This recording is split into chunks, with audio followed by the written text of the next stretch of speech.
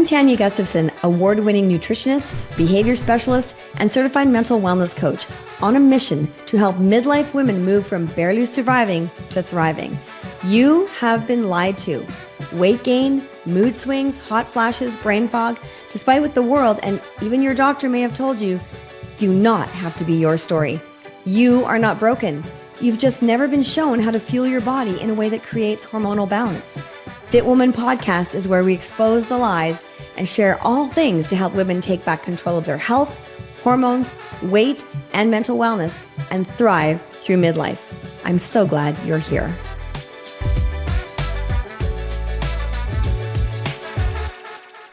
Hello there. Good morning, good afternoon, good evening, wherever you are watching from.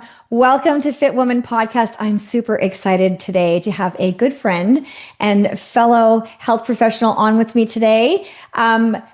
A literal disruptor in our health and nutrition space. Carrie Lupoli is with me here today. Carrie has been on countless news outlets across the US, the Today Show, ABC, NBC, Fox, and most recently, she has been featured on TEDx in South Africa, TEDx.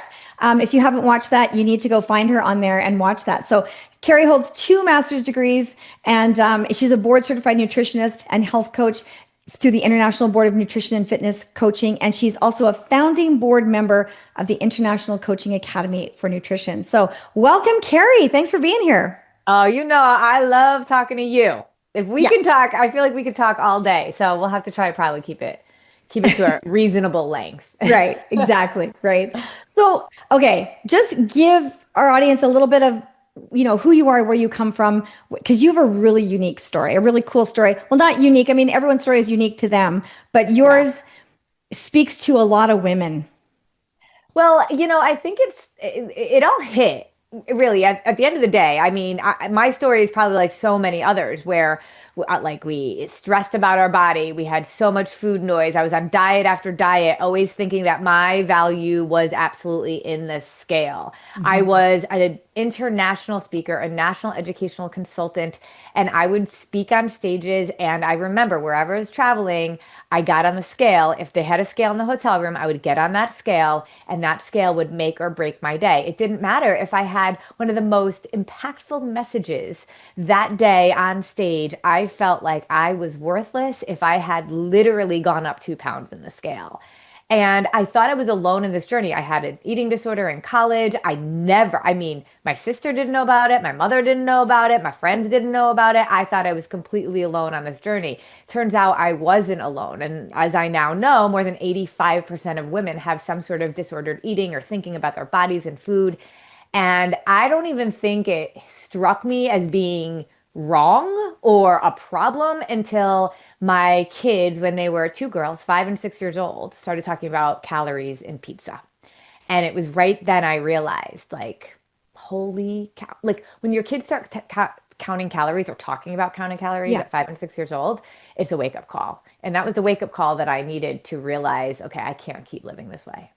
Yeah. Oh my gosh, for sure. And isn't that interesting how we always feel like we're the only ones with whatever it is, right? Like whatever negative thing it is, like we're the only one going through it until you kind of break that mold and you find it, oh my gosh, this is applying to almost everybody. And literally almost everybody, 85% is the number, right? Yeah.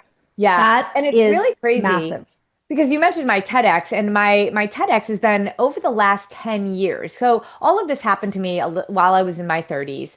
My kids were young, so I was in my late 30s, and now I'm 50. And, you and I in our 50s now, we're just like rocking it, right? We're stronger. But it's also like the wisdom now. And the more and more I can tell my story, the more and more people feel like they can tell theirs. And there isn't a person that I talk to that doesn't have some sort of relatable story or situation or experience to feeling inadequate, feeling like they're all alone, and feeling like their value isn't what they look like versus the God-given value that they were born with. Think about this. Every single baby, I mean, you're a grandma and you're about to be a grandma again. And when that little baby is born, they don't have to do anything for you to love them unconditionally, for you to know their value and their worth. And yet we were all little babies at some point. And when was it that we believed that we were no longer worthy unless we looked a certain way, did a certain thing, whatever it Exactly. is? And it hit me, it really hit me like you teach blood sugar stabilization, I teach blood sugar stabilization, but 99% of nutritionists out there, fitness pros, health pros, personal trainers, even doctors, they teach the concept of either macro counting or calorie deficit. And yet, when I tell the story about my kids talking about calories at 5 and 6 years old, everybody's appalled. Even the people who teach caloric deprivation. Because And they know that it's just so wrong. were they just like, why are they doing it? Because I, they don't realize, like, they don't, yes. because it's like, I either count calories or what. I can't tell you how many dietitians just the other day, they're like, Yep. I don't understand how you don't have to count calories, but you're not like, just like eat whatever you want or just go down the intuitive eating path. I'm like, no, because it's actually so much more simple than that. But Yeah. why is it that you're okay teaching a woman calories, but you wouldn't be okay with a 6-year-old talking about calories? There's a disconnect there. Yep. And I am on a mission to disrupt what we believe we know about our bodies, our purpose, our self-worth, and really get to the truth about it all. Yeah, I just love that. I just remember when we first met and it was like we were talking and we had so many things in common. I was just like ticking the boxes of like, oh my gosh, she's talking about this too. Oh my gosh, she has that educational background. Oh my gosh, like it was just all of these things. And because I kind of felt alone in the way I was coaching too. And really like we're kind of like unicorns in I mean, we really are. we need to have not more, we need to have more unicorns basically to help more Yeah. people for I sure. mean, that's why we have the certification that we have, that you're a Yep. part of, that you're a part of mentoring other pros and other fitness pros to be able to recognize that there is a better way. And Yeah. it's not even just the approach, because you know this too. We can teach people how to eat. We can Yeah. teach people how to balance their blood sugar all day long. Hmm. They still won't do it. No. And they won't do it because of really two major reasons, I believe. One is not a strong enough why. We go into this desire to lose weight, most people, right? Yep. Or maybe we're saying Absolutely. we want to get healthy. But it's very often around, again, what we look like and because we're frustrated with our bodies. And I always say, like, if you're going to start a relationship with somebody, you can't enter into a new relationship frustrated with that person. It's never going to work. But the Yeah. relationship that we have with our body, every time we start something new, it's typically out of frustration Hmm. versus, you know what? I love myself too much not to actually respect what it is, what it can do, and who it's for. And we Yeah. walk into a relationship with frustration. So that's not going to work, right? And our No. why becomes often around a belief like that my value is in what I look like. If I lose weight, I will be more confident. Yes. I hear that. I hear that so often. I was just on a call with a woman today and she was, just about in tears because when I pointed out that she's putting everyone else ahead of herself Mhm. and she you could just tell she was just not feeling that she was worthy Yep. of that. And Yep. she has two daughters, they're a bit older, but and she's seen her grandmother die early, her mother just passed away early. Yep. And she's just like, I don't want to be there. But you could just tell she was just shrinking.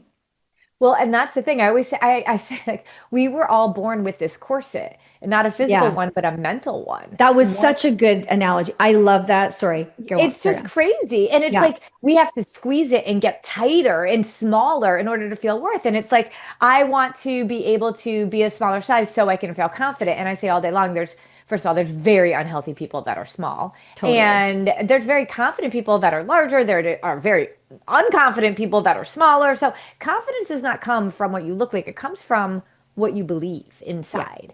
And so we have to recognize that our goals need a deep understanding of our value, like you said, Mhm. but also recognizing that we were all here and put on this earth for a purpose, one Yeah. uniquely curated just for us. And if we aren't the healthiest version of ourselves for as long as possible, we're never going to be able to serve our purpose. And my big fear is I'm going to die one day and God's going to be like, you did good, but golly, I had so much more planned for you Yeah. We don't want and you that. missed the mark. And I'm like, that's not going to happen to me. And No. the older you get, the faster and faster it goes. But how many women in their 50s and 60s and 70s are like, oh my gosh, I'm gaining weight because of menopause and da da da. And it's like, then that becomes this like catalyst for depression and a lack of confidence. And it's mostly because we are not healthy. And when I say healthy, I mean in mind, in body, in lifestyle, our Yeah. finances, the way we organize our home, our Hmm. systems.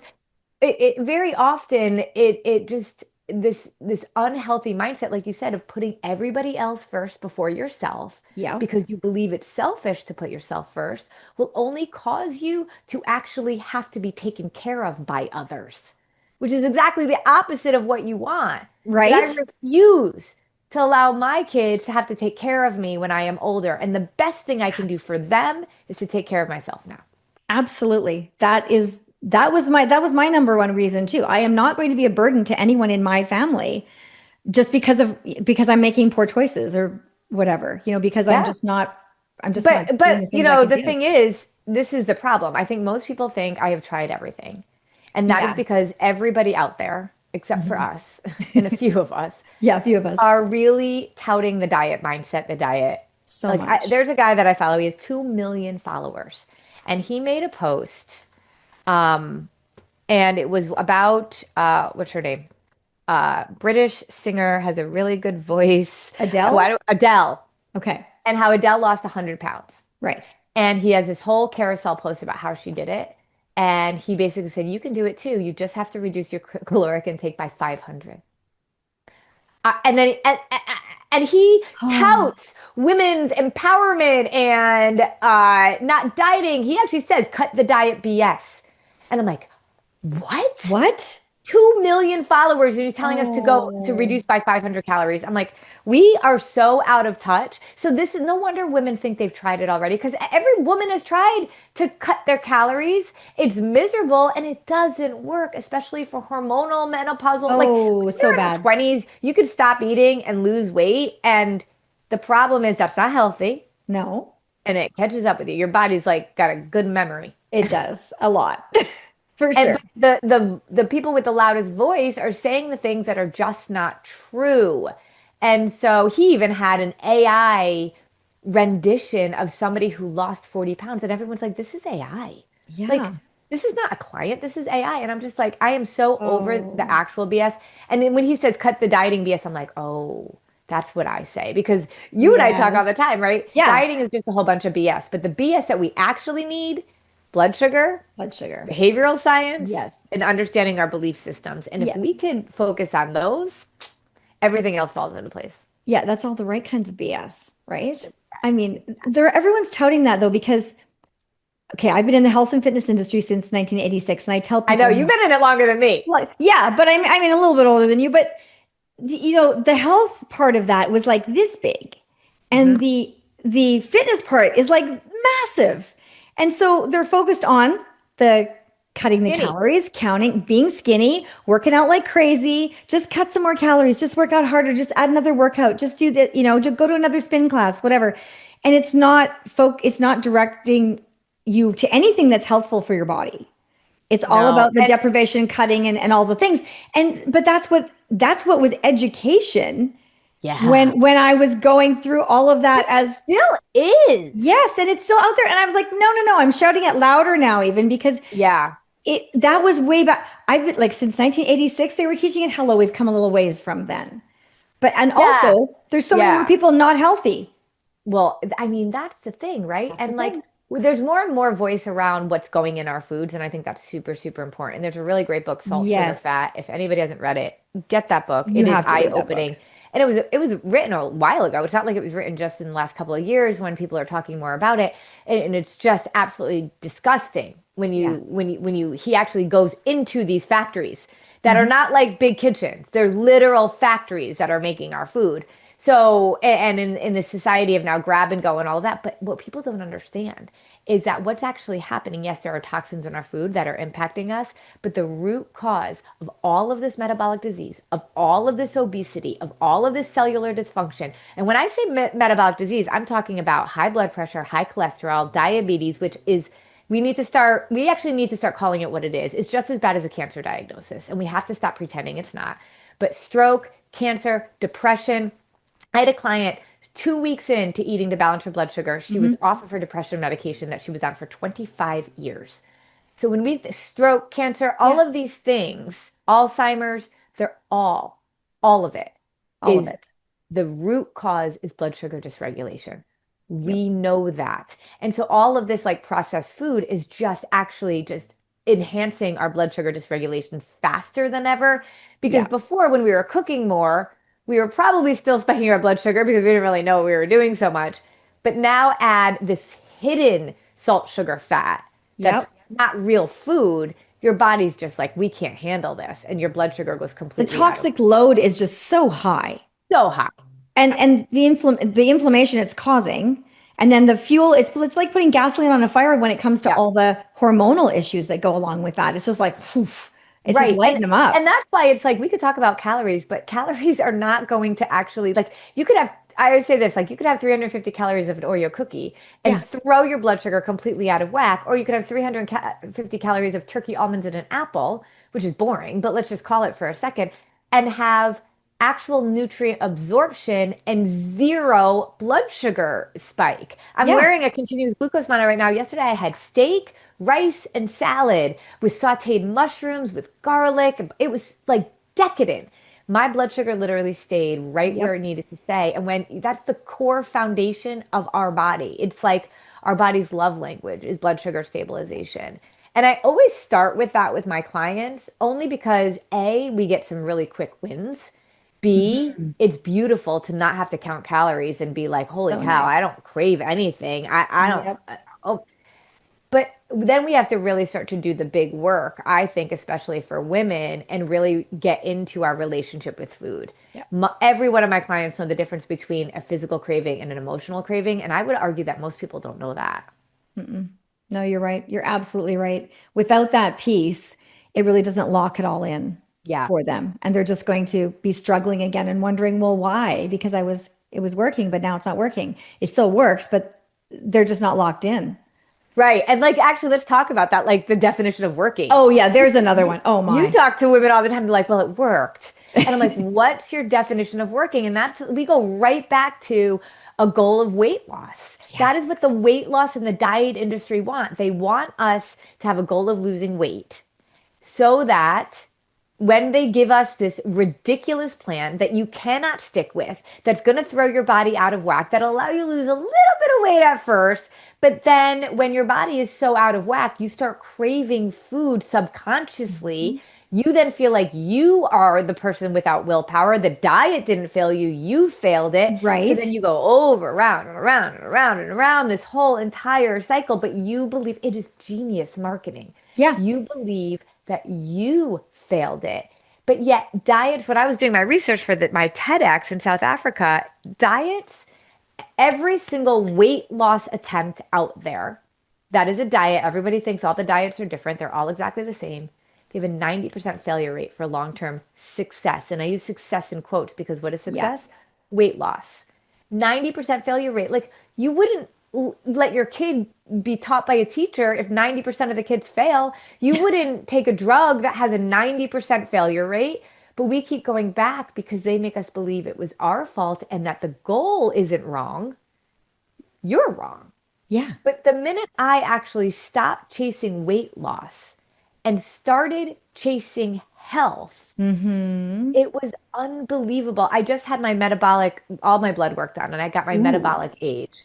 And I am 43.6 years old metabolically. Like, I can identify as a 43-year-old, Tanya. I love it. I love it. I'm high-fiving you from here. That's awesome. Right? I'm 50, but I'm 43 metabolically. That's right. When I was 38, metabolically, I was 42. Isn't that crazy? You've gained a whole bunch of ground there, girl. In 12 years, I aged backwards, and it just goes to show. But that's when I actually stopped. I was like, that's it. I am done chasing a number on a scale. I threw away my scale. I started learning, educating myself, but got deep into my why and recognizing that I would never tell my girls that they're not valuable. No. But I kept telling myself that. So I flipped the switch, and you and I both were special educators. I was a behavior specialist and a mindset consultant in schools all across the country. And I just was like, Carrie, you got to start putting on what you know Yeah. into your own life. And so when I started doing that and really work to be the healthiest version of myself and identify what is the healthiest version of me, do, say, think, and believe.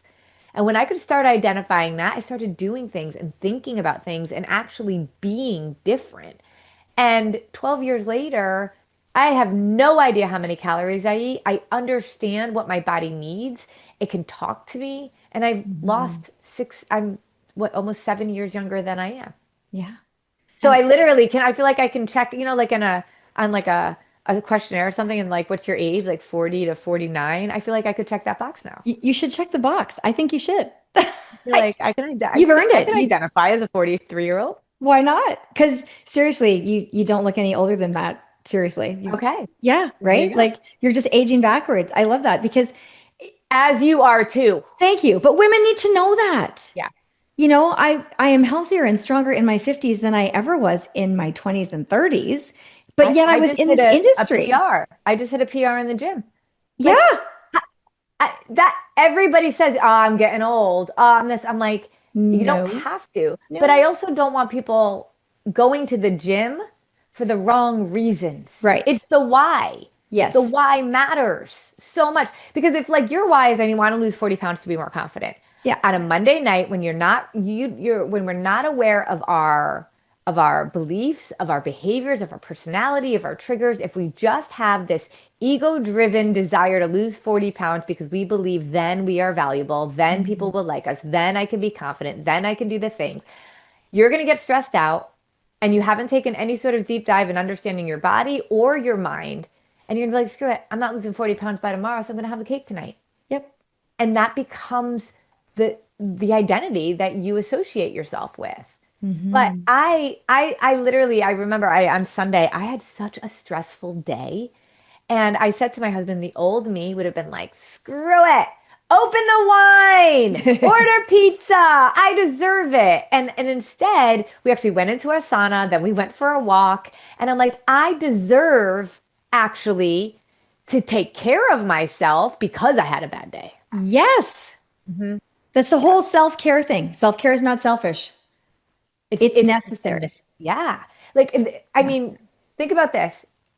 I don't care. We agree on nothing in this world, basically, right? Yeah. Other than the recent Coldplay concert debacle. I feel like that brought the country together. I got to be honest. It made me so happy.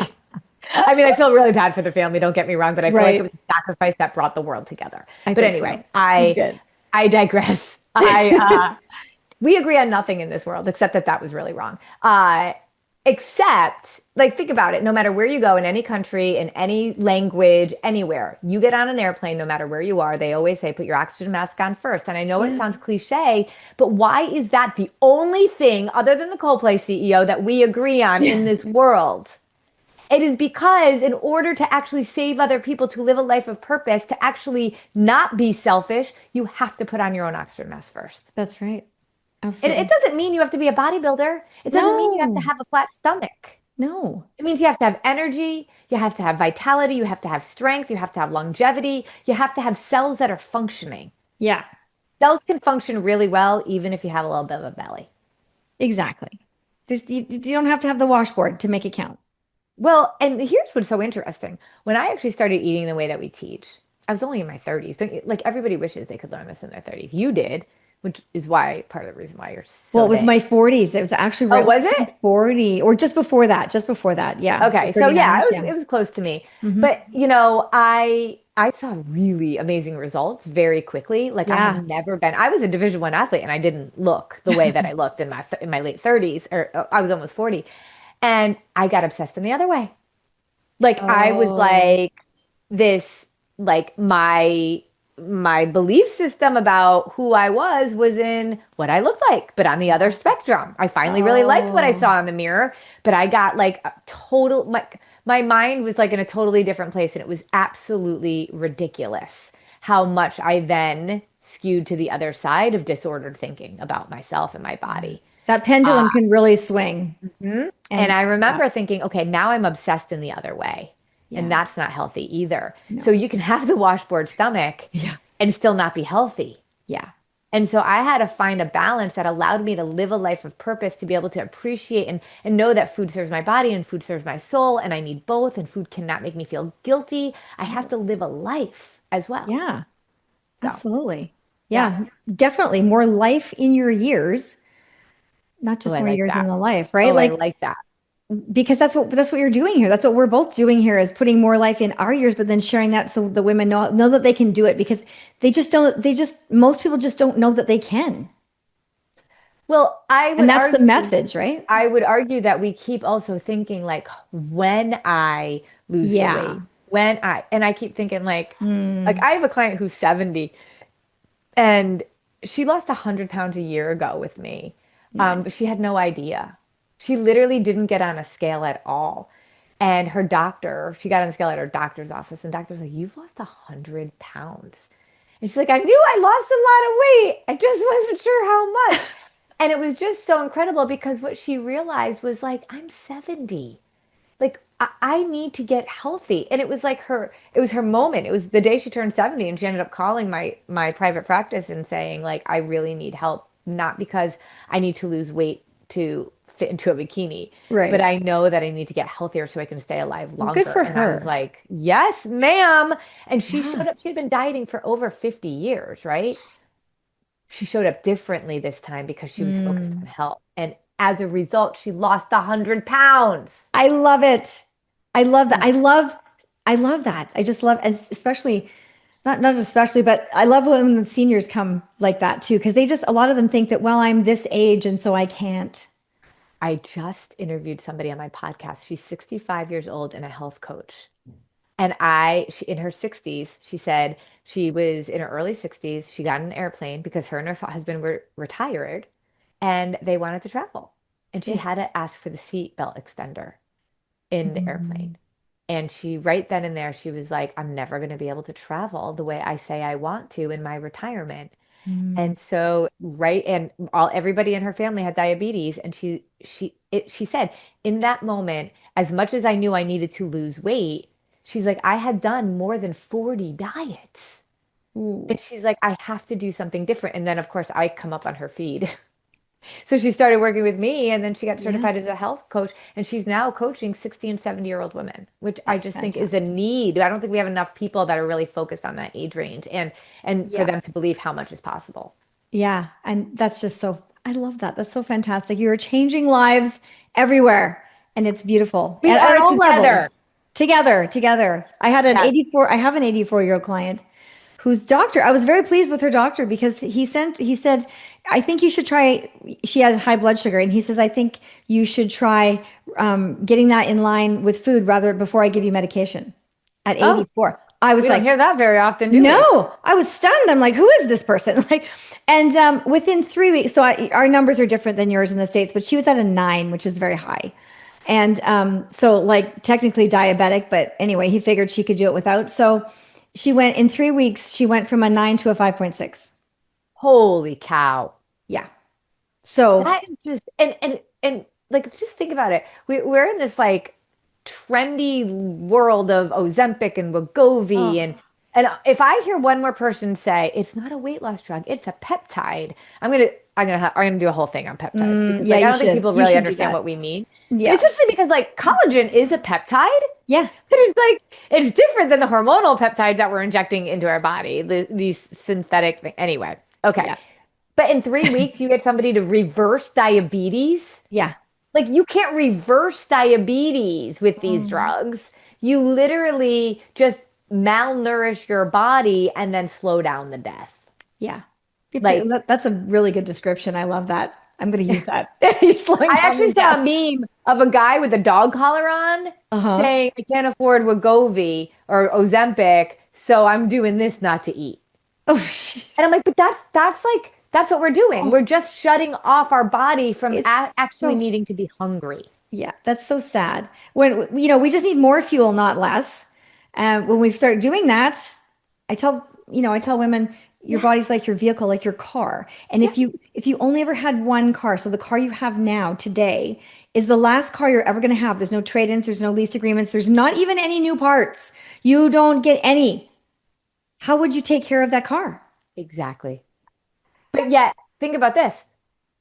When we think about symptoms, right? Yeah. Weight gain, cravings, which people don't realize as symptoms, right? Yep. They get Yep. mad at their bodies. They think it's them, right? And to infertility, PCOS, non-alcoholic fatty liver disease, high blood pressure, high cholesterol, aging faster, hormonal imbalances, hot flashes. I mean, we could just go on and on and on and on. All of these symptoms are like your body's check engine light trying to hold you Hmm. accountable.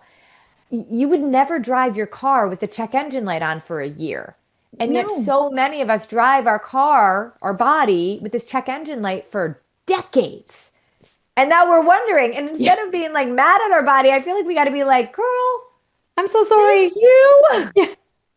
Oh my gosh, you've been holding me up and I've literally been knocking you down and you're still Yeah. holding me up now. I get it. And like we just need to look at it like that, right? Like it's Yeah. and I would say what thrives in a deficit? Name one Nothing. thing that thrives in a deficit, but they have taught us it's the diet industry. They Yeah. want us to fail. Most nutritionists charge a a crazy amount of money to work with you. And the goal, and this is what nutrition training school does, how do you keep your clients reliant on you for as long as possible so you can make as much money as possible? Right. And I think if we are empowering our clients to be Ooh. able to understand their body and to react, you're not going to be with them when they're on vacation, and eventually they're going to No. stop paying you. And then what? Yeah. You can't make them so reliant on you that they can't take care of themselves. That doesn't make any sense. That's like No. a parent saying, I don't want to raise an independent adult. I just want a child that's reliant on me for their whole lives. No. Nobody wants that. Nobody wants that. Nobody So wants that. I think the whole industry has to change. I think our understanding, like we just have to start getting rational. Like deficit doesn't make sense for our body. It doesn't. No, it The right doesn't. amount of food makes sense. Yeah, absolutely. We can eat too much. We can eat too little. Yeah, We could completely throw our blood sugar out of whack on either end of those spectrums. But absolutely. the minute we say deficit, what does a woman do? As soon as she thinks, I'm not losing weight anymore, what do I have to do? Oh, cut calories. That's the first thing they think. Cut calories, eat less, Cut move something more. out. I've eaten too many meals today. I'm skipping lunch, whatever it is. And this guy that I follow that has 2 million followers, you Yeah. know what he said one day? Hmm. Well, you can't cut too many calories. Then you're going to be in starvation mode. I'm like, oh, so we have to cut our calories, but not too many calories. And is there like this magic math equation? Because Yeah. what I know science wise is that only 10% of our calorie burn comes from exercise. 90% comes from our gut health, the toxins in our body, how healthy our cells are, how old we are. Who's doing that math equation? Yeah. Nobody. There's no magic calculator. It's like the Wizard of Oz, this guy behind the curtain that says Yeah. you need 55 calories per day. You need 722 calories per day. It's BS. It's totally wrong. It's like I get so mad about it. And it's That's not even a conspiracy theory. It's just like math. It's marketing. Yeah. It's the way the diet industry I actually just did a whole thing on my podcast about how the keto has been rebranded now. And it's Yes. like this metabolic wellness, and it's keto. And you can balance your blood sugar on keto. Let's just be honest, because you're never having carbs. But if you carbs give us energy, there's only three macronutrients: protein, fat, and carbs. It seems ridiculous to get rid of 1/3 of the nutrients that our body needs. Where are you getting those vitamins, minerals, and phytonutrients? Hello? Exactly. Plants and fruits are bad Right? for us. Since when? Again, let's just be reasonable. That doesn't make sense, but we follow it blindly because our neighbor down the road lost a whole bunch of weight. But we see the studies with keto. It's absolutely debilitating for our health long term. So Yeah. do we want weight or do we want health? Because with one we'll get none, with the other we'll get both. That's right. Oh, I'm on my soapbox, Tanya. You are. I love it when you're on your soapbox because you say so many good things, and the world needs to hear more of that. That's why we're doing this, because Yep. women just need to hear the truth Yep. from women who are living it, who have lived it, and with real solutions like you. And so okay, I have a question. Okay. What have you noticed? We're going to wrap it up with this. What is there something that you've noticed with women that's shifted over the years that would be valuable for the audience? I think so. This is the trend that I've seen, right? We talked about the skinny, Yep. then we talked about body positivity, Yep. which it was like you should be able to be any weight you want. Yeah. keep going. I was on News Nation once, and there was like this whole debate that I was on about like, should we make seats on airplanes bigger to accommodate the people, obesity? Yeah. And I'm like, no, because I'm not. I think everybody. I showed the story of Jen, one of my clients, Jen, all the time, who weighed over 300 pounds. She was dieting. She dieted her way to diabetes and 300 pounds, right? And now at 55 years old is just like this rock and strong body that goes to the gym at 4:30 in the morning, which she cannot even imagine. Like that was not her at all. But So I cool. always say Jen did not have more value now than she did then. She was just as valuable, but she was not able to live her purpose because that woman who was truly obese, had diabetes and full metabolic disease, was not at her optimal health. And we can No. see visually, if you give me a person that is just physically much larger than their ideal body should be, and you tell me that their blood work is absolutely perfect, that they're able to move, that they're not, they're aging backwards, okay. But I don't think that's the case. So while I am not about losing weight, I am about health. Weight gain is Yeah. a symptom of our health. And Yes. so the body positivity movement actually screwed us up completely because it was like, screw it. I can eat whatever I want because I love myself. And then we just got even more and more sick. So we worked on getting skinny. Then we worked on loving ourselves, but we did that in a way that was not healthy. And now I see a trend, especially around what we're putting in our foods. We care about health more. We're That's good. seeing the impact of what our parents are doing. And I think we're kind of like that first generation. Well, if like you think about my parents in the late 70s, working out was not a thing. Like they just worked hard. It Yeah. didn't work out, right? And now I would say like my friends in their 50s and then 40s and 30s, they're really, my daughter goes to the gym at college for the right reasons, but like Yeah. that wasn't really a thing as much. So I do think the concept of health is really trending in terms of what it means. But I think there is such a lack of knowledge because of all of the misunderstanding that we have that nobody understands what it is. And I really will say all day long that women's self-worth is still really low. So Yeah. maybe we're seeing health as like this North Star as opposed to positivity as a North Star, as opposed to skinny as a North Star. I see health, but I don't think people see any sort of path to get there. Well, it's a start though, I think. I Maybe. totally agree. If we can Yeah. understand what we really need, well, Yeah. you and I know how to get people there. We just got to get our voices louder than the Right. multi-billion-dollar diet industry. Right. I know, right? Oh, well, thanks for being on today. I really enjoyed our conversation. Thanks for having me anytime. Yeah, anytime. We'll have to do it again. Absolutely. All right. You're the Thanks, best. Carrie. Okay, bye.